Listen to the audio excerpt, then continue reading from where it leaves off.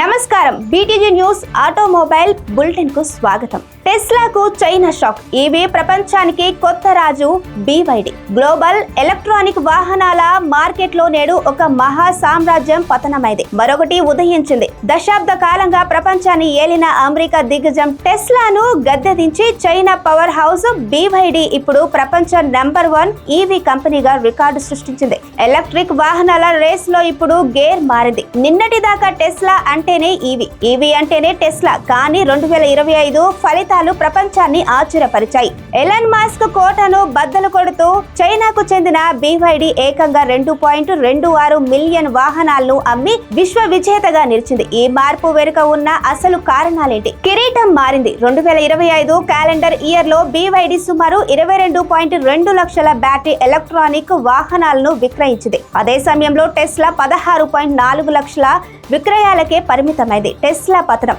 గత ఏడాదితో పోలిస్తే టెస్లా అమ్మకాలు 9% తగ్గాయి. అమెరికాలో ట్యాక్స్ క్రెడిట్లు ముగించడం, ఎలన్ మస్క్ రాజకీయ వ్యాఖ్యల వల్ల వినియోగదారులు దూరం కావడం టెస్లాకు దెబ్బ కొట్టింది. BYD దూకుడు కేవలం చైనాలోనే కాకుండా యూరప్, ఆసియా మరియు లాటిన్ అమెరికా మార్కెట్ లో BYD తన జెండాను పాతేసింది. సీగల్, డాల్ఫిన్ వంటి సరసమైన ధరల మోడల్స్ ఈ విజయానికి వెన్నెముకగా నిలిచాయి. టెస్లా కేవలం ప్రీమియం కార్లకే పరిమితం అవ్వగా BYD మాత్రం సామాన్యుడికి అందుబాటులో ఉండే ధరల్లో కార్లను తేవడం గేమ్ చేంజర్ అయింది. అలాగే సొంతంగా బ్యాటరీలను తయారు చేసుకునే సామర్థ్యం BYDకి అదనపు బలాన్ని ఇచ్చింది. మరి 2026లో టెస్లా తన రోబోటాక్సీలతో మళ్ళీ పుంజుకుంటుందా అనేది వేచి చూడాలి. కార్లు మాత్రమే కాదు, ఇప్పుడు టెక్నాలజీ యుద్ధం నడుస్తుంది. మరిన్ని టెక్ అప్డేట్స్ కోసం చూస్తూనే ఉండండి BTG న్యూస్.